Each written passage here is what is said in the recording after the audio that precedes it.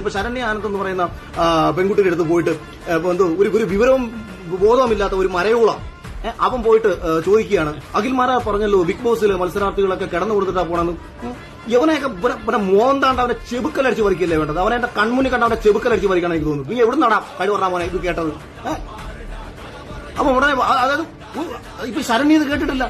Saranya big ബോസിനകത്ത് നിൽക്കുമ്പോൾ ഉണ്ടായ ഒരു വിഷയം, അല്ലെങ്കിൽ ശരണ്യ ആയിക്കോട്ടെ മറ്റൊരു സ്ത്രീ ആയിക്കോട്ടെ, ഇവരടുത്ത് പോയി ചോദിക്കുന്ന ഇതാണ്. കാരണം ഇതിപ്പം കേട്ടോ ഞാൻ ഇങ്ങനെ പറയുന്നത്? പച്ച തെമ്മാടിത്തരങ്ങള് ഓൺലൈൻ മാധ്യമ പ്രവർത്തന കോപ്പായെന്നും പറഞ്ഞുകൊണ്ട് ഇവരൊക്കെ നടന്ന ഒരാൾക്ക് പോയി ചോദിക്കുകയാണ്. അപ്പൊ ഇത് ചോദിക്കുമ്പോഴത്തേക്ക് ഈ കാര്യം എന്താണെന്ന് കേൾക്കാതെ ഈ പെൺകുട്ടികൾ പെട്ടെന്ന് അതിനകത്ത് റിയാക്ട് ചെയ്യുകയാണ്. അപ്പൊ ഇവരിങ്ങനെ റിയാക്ട് ചെയ്ത് ഇവര് സംസാരിക്കുന്നു. ഉടനെ ഇവരുടെ മറുപടി എടുത്ത് വെച്ച് അഖിൽമാരാർക്കെതിരെ ഇന്നാൾ, അഖിൽമാരാർക്കെതിരെ മറ്റൊരാൾ.